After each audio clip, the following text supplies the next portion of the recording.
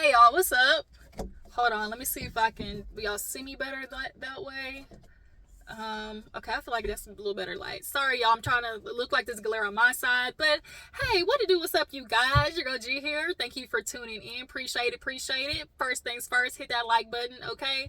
Y'all coming over here and not hitting that like button is not doing your girl any favors. And if you really like your girl and appreciate it like you say you do, you would please hit that like up button. Maybe drop down in the comments, let me know that you stopped by or whatever, okay? But yeah, you guys, we are talking about Real Housewives of Potomac. If you obviously know that if you clicked on this video. And y'all, before I get into the dragation, I do want to at least give some sort of acknowledgement that y'all just think about the episode. I watched it like 1.5 times, almost twice. But as far as the producing and sequencing and what we had the girls do this episode, I really feel like this is probably one of their better produced episodes. And I think it's because we're now getting towards the end where people is getting their necks about how this show is being ran. Now we have actually seen, Wendy, Candace, Gizelle, and Robyn, we'll just say them four, particularly Gizelle, for some reason now all of a sudden can be cool and copacetic in the same room in them and, partake in the games and, all that type of stuff. It's giving real. Gizelle clocked in real late. That's what it's giving. Gizelle clocked in at the end of the season when she didn't, where by this time her giving this little bit seems like she's giving a bunch and she really ain't. And she thinks she's slick. Her daughters, they her cover. But we gonna get into that part. But yeah, you guys, let's go ahead and get into the episode. We pick up where we left off, where we have, Gizelle doing her, her Gizelle brigade of, trying to put Karen back in her place. And everybody just kind of looking like, hey, okay. Yeah, good for you. And Candace walks off because she was over it. She ain't fucking with Gizelle, so it's like I'm not doing it. So she walks off. They out there talking about the new Potomac. And see, the thing is, Karen, she knew not to give into it because that's what they wanted, but it's still like the agitation of like, Gizelle, when you gonna let it go? Because truth be told, even if you had given, like Karen said, like, okay, bestow the title upon you, go ahead, Nneka, glad to welcome you to the, up here, the crown where it's heavy. But like Karen said, like when she later spoke with Candace about the situation, because when Candace walked off, I didn't know if anybody else necessarily like saw it. By the time Wendy went over there to check on her, she was like, hey, you okay? She was like, oh yeah, just wanted to get my necklace. She had to make up an excuse why she walked off. Yeah, she was like, I just had to get my necklace. But really, she was like, I'm tired of these hoes. So they all actually end up leaving to go to like night golf, which was actually very different, something cool that we've seen golfing a bunch of times. Like this was something that was more entertaining, I'll just put it that way, especially in comparison to what they've been doing compared to chicken shit, okay? So they all get there, and that's where Karen pulls Candace to the side after they all do like their golfing and stuff like that. She pulls her to the side and was like, hey, I saw you walk off, and when Gizelle was doing her crowning and she was at the confessional, she was like, girl, you thought that was a crowning? Girl, ain't nobody, you can't take the crown from me, girl, that was a clowning. And she put that mask up, and I was like, yo. Karen has been on these ladies' necks this season, and I'm here for every minute of it. Yeah, Karen is just she knows to roll with the punches with Gizelle at this moment. Like, that's really what the truth of it all is. And so, she tells Candace basically like, girl, I don't play into it. I'm not upset, so I don't want you to get upset. The title means nothing. It's all about who you are. And truth be told, y'all, Karen cleared a bitch low key on Twitter, because somebody tweeted was like about the title, was like it's Gizelle's the one who gave her the title anyways, she has the right to take it if she wants to. And then Karen retweeted, was like, yeah, until someone like me takes the title and turns it into a brand. And I said, if you want to think about it, if you want to think about it, like, I mean, as much as we say, like, Karen really ain't the Grand Dame, no matter how much people say she ain't the Grand Dame, like, it's always going to be an attachment to Karen, no matter what nobody says, you know? Oh, or like who, if she really was, you know, at the time when she, you know, got on the show. And at this point, it kind of really don't matter, because if anybody says Grand Dame, they're going to think Karen. And so it's like, yeah, did Gizelle give her a title? But that title could have died. Like, she could have gave her that title one episode and nothing came from it. But Karen did turn it into something, y'all. She really did. So yeah, so she was like, yeah, don't let it bother you, you know, for people where they need titles. And Candace saying, you know, when somebody's title's petty ass bitch. Candace ain't gonna take no time to make sure she stick one in Gizelle, good one. So speaking of Gizelle, I guess everybody got tired of Gizelle not getting questioned. We finally getting questioned by Gizelle a little bit. And that's another thing I noticed too. This was the first time Gizelle actually had to, like, clock in as far as, like, bitch, what's going on in your life. This is, matter of fact, everybody, like, it clearly was a scheme that Todd set up. Everybody was realizing, ain't going good right now. You know, all of a sudden now we can get on this trip and we can start working together and we can start, you know, questioning each other and talking about our lives. I'm sorry, it's reeking of trying to recover. Gizelle, you trying to recover, and Robyn, you trying to help her, and it ain't going the way you think it is, because y'all can't help y'all's passive aggressive ass ways, and we'll get to it at the end of the episode. But for the moment, you know, after Gizelle, you know, is finally getting questioned about Jason, and, you know, so are y'all dating? Mia trying to get out of her. Is it exclusive? And she's like, you know, not exclusive, but, you know, we're dating each other. And so she was like, well, what if he posted another girl? Would you be upset? And she's like, well, that's something, you know, we've talked about. That's something he said he wouldn't do. Obviously, you can't do that because, bitch, we on contract. What it look like? We gotta play together. Every year Gizelle get a new man. It's she got back with the pastor, her daddy. I will always remember that hug that they gave each other when he had to leave. And they gave each other, it wasn't no love, it didn't know nothing. It was just giving, I'm hugging my ex baby daddy. Like, that's the hug he gave. And y'all supposed to be together. Even your girls rolled her eyes, like, with this whole fake charade. Like, it was just And so now here it is, we got Jason, because he a young tenderoni. We just supposed to believe, you know, y'all really together like that? Are they really screwing like that? You know, could be. You know, that is the one thing he getting out of the deal, maybe, possibly, or at least Gizelle too, because at the end of the day, a girl need her pipes clean every once in a while. So it's like, it's possible, but it also might not be. But yeah, so she getting questioned about Jason, but she kept it real cute and short. And then after that, Kiana, she kind of talked to the girls, like, you know, I want to apologize for, you know, kind of, you know, being a Debbie Downer. You know, I've been sick, real sick, you know, and because Candace was like, are you okay? You know, your light kind of seems dim. And she was like, yeah, you know, I've been sick, you know. And Kiana, y'all, for our first time seeing Kiana's confessional, that is a look, y'all. It's not one of them dresses that we've seen before.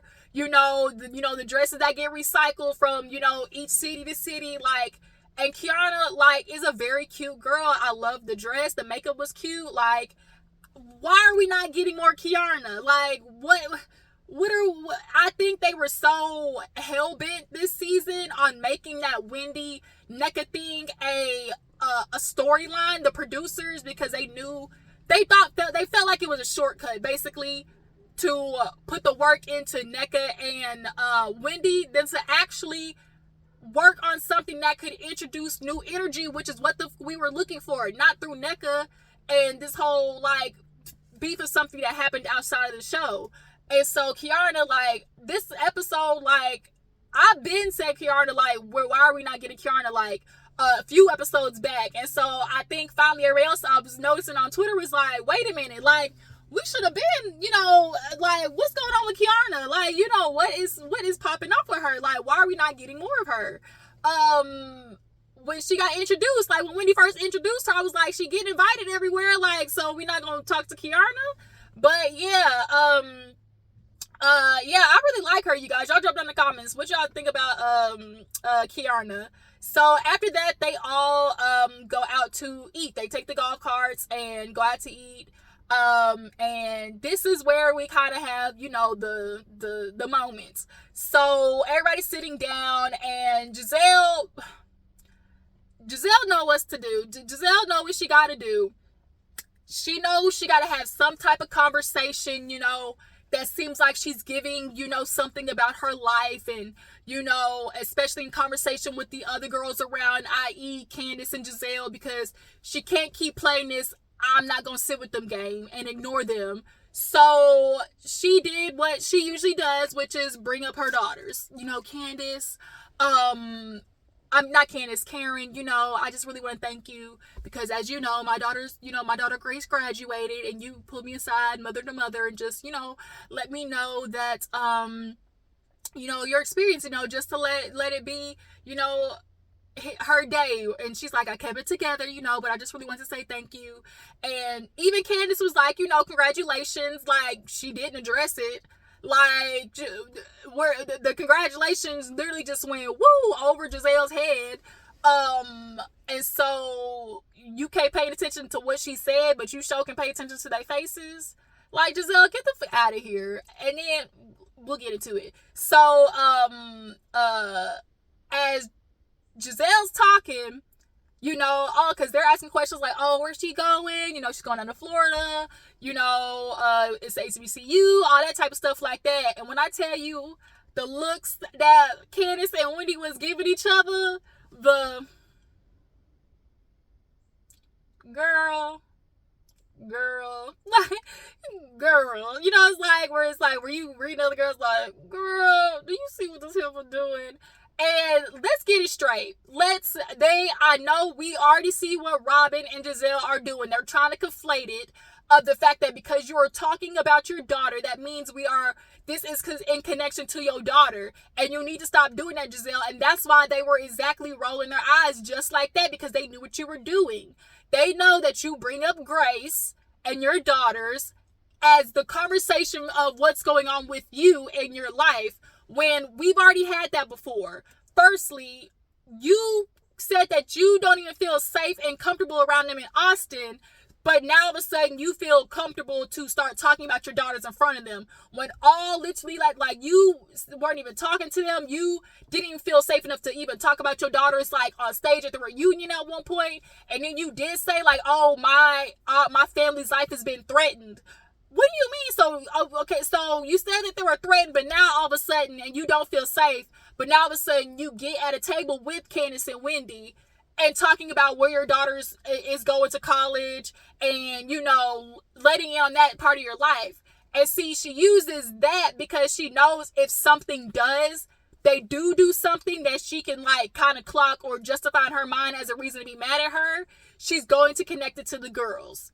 And that's exactly what she did, and that's exactly what they knew was probably going to come of it. Because we know how Gizelle works at this point. Those girls are her basically like her protection shield.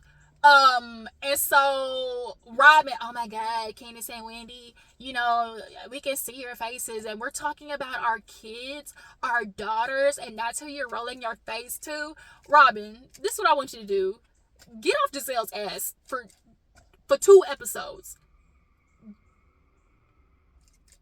I don't know if y'all heard that. It was like a Fast and Furious skirt off down the road. God dang.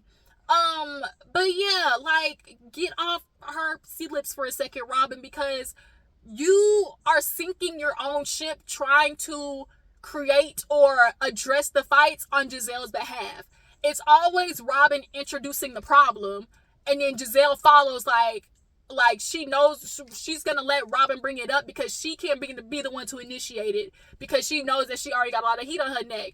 But Gizelle, we're not dumb. We know when Robyn does shit like this, it's on your behalf. So that's why we be looking at Robyn like, girl, let yourself go. Like, unhook the ball and chain, because Robyn, we really ain't that, like, we could tolerate you, Robyn. Like, we actually liked you in the beginning, Robyn. Like, we were all rooting for you. Like, you had no idea. And then we started noticing a pattern with you when you get around a certain person. If there's anybody, for me, if I had to pick and choose of who to go between the two of them, Gizelle can go. Robyn is able to at least be around the other girls. We saw it. Like, she's able to interact with these other girls, but she goes one step forward over there, and then she feels like she has to like hurry up and run back and do something, to them to like prove to Gizelle like, oh, but we're still not cool though, like I still don't like them hoes, I'm just here to get my check, like it's always like she's trying to convince Gizelle like, just so like I'm still your friend, and it's like you ain't gotta do that. So,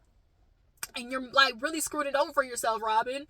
But nonetheless, Robyn said that shit in the confession. I was like, girl, shut your ass up before we get to talking shit about you, because you have been getting off on this one really scot-free. Like, you got off light, okay? Light, all right? And so, Wendy, she kind of did say something about like, oh, Florida and state, if I was me being a mom, I wouldn't send, if it were me, I wouldn't send my sons down there. To me, that was extra information not needed. I think that sometimes Wendy, there are some people that, I'm not gonna like point this particularly to Wendy, but Wendy just does it sometimes. But sometimes there are people who don't understand that, like, sometimes adding something to the conversation isn't truly adding something to the conversation, and because she is like a political commentator, I'm sure maybe in her mind she wanted to, address the, all of the racial stuff that has been going on in Florida too as well, but it didn't necessarily add to a conversation of it being in conjunction with Gizelle. Like, it had the potential to come off as like, what are you trying to say? Like, she a bad mom or something? Like, that's how it has the potential to come off as. And so I just think Wendy sometimes, because she's in the, in the mode of like, what she says is adding to the conversation in her mind. But in all honesty, it's just useless information. Like, it's useless information to know what you would have done as a mother, because obviously, like, you're not just like Grace's mom. So like, it don't matter, But nonetheless, Kiana, she ended up saying something. No. That's when, after that, Karen was like, so this is what it's about, ladies. Sisterhood. Y'all know what it is. The sisterhood. We're there for each other, lift each other up, and, this is what it's all about. And Gizelle was like, well, just as much as it's about that, we should be able to call you out, if need be. And Karen was like, right. And she was like, well, in the spirit of that, you talked about me and her relationship, talking about she was fucking a rapper and a married man. And Karen didn't do that, but she did not do it, because how Karen did it, she didn't just say or accuse that she did. Karen let it be known what I could have done. Because, girl, you want to come after me, but, girl, what I really could have done is talked about how people is out here in these streets saying that you're fucking a married man that is a rapper or happens to be a rapper, or you fucking him and you married, So that's what Karen did. And Gizelle, you trying to make it seem the same thing as what you've done in the past, as you like to say, because had it been one of us in the past and we mentioned your relationship, it would have been, World War III. Y'all wasn't just mentioning stuff. Y'all was full on going after, making accusations. Y'all came for Karen's relationship year after year after year. And that's what Karen said. Like, but you bitches, I ain't turning the cheek no more. So if you come for me, no, I'm coming right the back. And can we be mad because Karen's relationship has been a topic of conversation? Literally. And Gizelle and Robyn was the ones, and Ashley. That's what all the light-skinned heifers, that's what we try to tell y'all. They're clearly... Y'all want to sit there and ignore this little pack that y'all can't subconsciously see. But hey, all right. Y'all want the viewers to play down the deaf, dumb, and blind, but we ain't. So, sorry, y'all, starting to get dark outside. So that's what's happening with the video. So yeah, she was like, cause me was like, Karen was like, she was like, I did what was doing what you guys don't do. Y'all go around and talk to somebody else. She's like, for me, I brought it straight to you, instead of like cackling behind each other's back and it getting blown all out of proportion. And so she was like, basically what I'm trying to say to me is, you know, I bleed too. And she was like, I know that, which is why I haven't shared the true story. I ain't gonna lie, like the way Mia said it, it definitely had a moment of like where Ashley's mouth dropped like, bitch, did she just threaten Karen? Like, that's the kind of, I was like, did this bitch just threaten Karen? And Karen was like, girl, you don't know me. She's like, you want to try? I was like, see, Mia, and see, this is what Karen said too. She's like, because Karen gonna keep reminding you, girl, I brought you into this group, i.e., girl, if I bring you to the group, shoot these hoes, don't shoot me. Like, that's like, girl, we shoot them hoes, not me. I brought you here. And so, like, that's how Karen was feeling. So she, in her mind, is like, well, girl, if you ain't gonna give me no loyalty, then I really can't show you nothing back. Like, because that's true tea. Like, for real. But me was like, you know, I'm not gonna do that because, you know, I'm not gonna stoop that low. But in her confessional, she was like, you know, but there's some things about Karen I definitely haven't shared. And here's my thing, like in the back of my mind, I was thinking, does Mia really know stuff about Karen that we don't know? And then I was like, when that right after her confessional, Wendy went, it was like, man, Mia's a goddamn liar. You know, she a pathological liar. And then I had to revert myself back to remembering Mia is a motherfucking liar. That girl lied about having cancer. Like, she exaggerated that, y'all. We not finna play. And then she lied about Gordon. Like, it's a lot of stuff, and it's just kind of like, you know what, Mia, she not gonna give us new information about Karen. We already know what the streets are saying about Karen. So it's just kind of like, let it go, Mia. Like, and that's the thing. Like, we don't know when you lying. That's the thing too. Like, we done caught you to so many lies that we don't know when you lying. So that's another problem in itself. And so they move on. So because they move on, Gizelle, Ashley, and Robyn was like, shit, we gotta know something.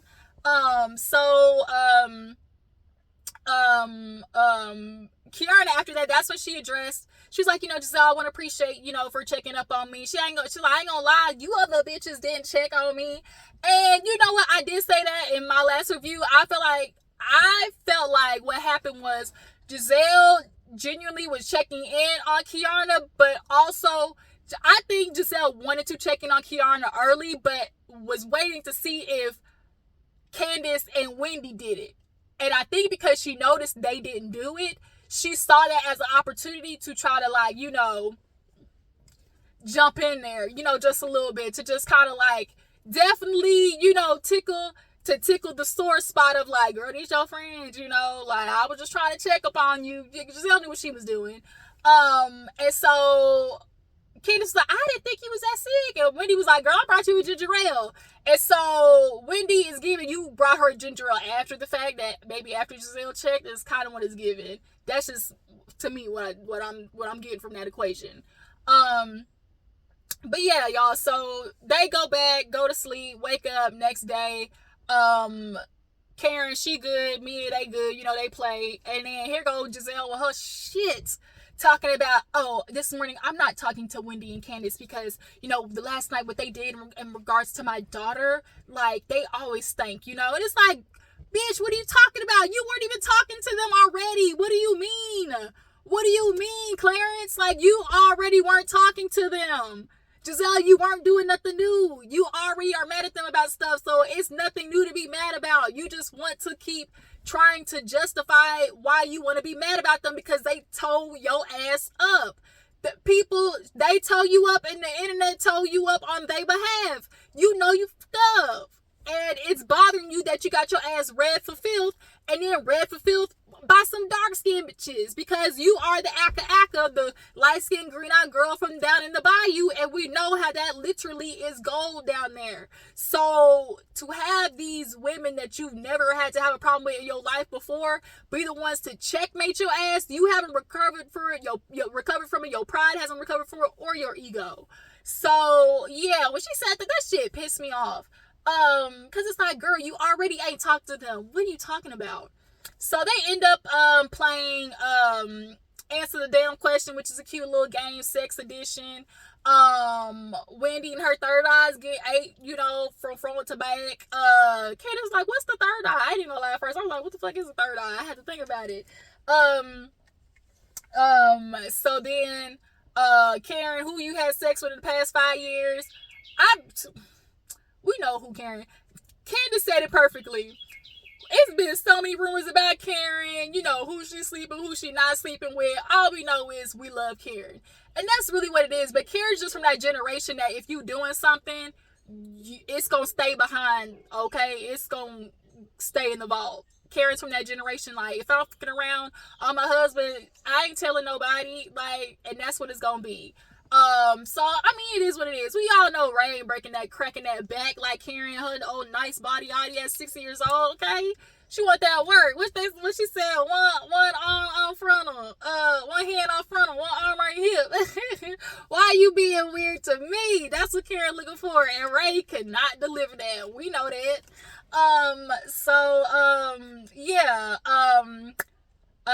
Candace, you better get untied, like here Curtis said.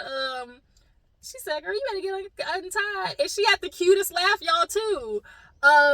So then, after that, Robyn's claiming Juan, his fantasies, and see her sleep with somebody else. I was like, you know what? I couldn't see Juan talking about sleep. I want to watch you with somebody else. And then she was like, you know, girl and woman. And then it was like, she was like, oh, you know, because he knows I won't do a girl, you know, I feel like, you know, he'd be okay with a man too. And then I was thinking in my head, like, Juan don't seem like the type of nigga that ain't finna watch you for no other dude. But then in the back of my head, I was like, Juan don't give a fuck about Robyn, so he don't care about fucking another dude. Like, he really could be that freaky. Like, he could be one of those dudes that, like, I don't like you so much that I find pleasure in knowing that after you fuck another man, I get to take it out on you. Like he's psychotic like that. Like, I really think Juan is that emotionally abusive to Robyn. I really do. So yeah. Gizelle, I don't know. Gizelle, you know, she said the athletes is fucking. So that don't surprise me none. But yeah, so after that game, they all end up going to like the beach place or whatever to eat. And this is where we start, all the girls start getting into their storylines or what's going on in their life. Ashley with Michael, you know, she is scared. She had sex with somebody in January after Luke. I'm sorry, y'all. I think Michael's still fucking Ashley. I think she's still fucking him. I really do. Y'all drop in the comments. Am I the only one who think Ashley's the only person fucking is having sex with Michael right now? I think she's still having sex with him. I really am. But yeah, so what the fuck was I gonna say? Yeah, so at that little, you know, luncheon or whatever, all the girls started getting to, like, Mia, she wanted to sit there and say that, girl, y'all know Gordon broke, and they were like, now, but he wasn't when you met him. She was like, yeah, but I had an inheritance. Bitch, an inheritance? So in her mind, she's like, they don't know the difference between cash and assets. Okay, but yeah, everyone was like, you said that he was like tricking off on you, like $2,500 like an hour, like for 10, like he was tricking off on you. She's like, yeah, but that's chump change. This is where we like, Mia, your ass don't be making sense. The math don't be mathing. And Candace over there like, what type of stripper lady of the night heiress math is this? Like, am I missing something? Y'all think Mia lying? I think Gordon had the money. I don't think Mia was broke. I'll say I don't think Mia was broke. Cause Mia gonna make a way, okay? I don't think she was broke by any means, but I think in her mind she's thinking like, oh, he had assets as in the joint that later on made money. But I don't want to sit there and say like, oh, he was broke. I just can't see. He was not finna get with him when he was broke. Unless you saw later on down the line, like, okay, broke is gonna turn into something.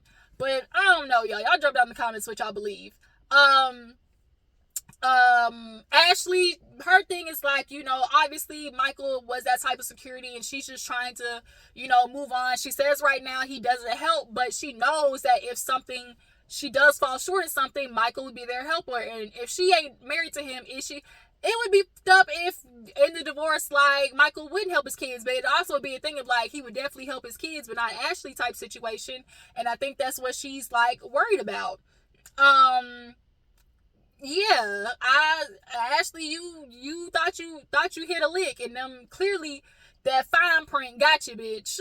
Said gotta think, gotta be quicker than that. Yeah. I think anybody talk after that. We saw Kiara's personality also in the sex game too, when she was talking about, having a whole face. Like, I'm mad we haven't been getting more Kiara. Like, I really am. Y'all so focused on taking this shortcut route with Nneka and Wendy and avoiding. They needed more heat of something to avoid the Gizelle and Candace and Wendy of it all. So that's why they were spending so much time on the Nneka and Wendy thing. But we got robbed of something good with Kiara, low key. But yeah, Kiara said she had a whole phase, girl. I can appreciate that. We love a girl that had a whole phase, okay? But yeah, so after that, who else did they talk about it at the table? I think that was it. I think after that, they all, went down to the beach and stuff, and did a cute little photo shoot, and then then the shit started. We got it. It couldn't just be what it was gonna be. Here we go, and that y'all ain't never gonna escape these goddamn colorist claims, because here it is: Robyn, Gizelle, Ashley, and Mia in the corner. Here go Robyn. Did you see the way they had their looks on their faces? Did you see the way the bitches had the look on their faces? And I'm just sitting in my room like, Robyn, if you don't stop, get your face out of Gizelle's ass. Like, you are burning your whole self to try to fight this thing for Gizelle. And it's like, how dare you? We're talking about our daughters. And Gizelle always talking about, and she think I didn't see it, And I think Wendy heard, and she walked up on them hoes like, so what we talking about? And bitch, you got quiet. Bitch, you got quiet, okay?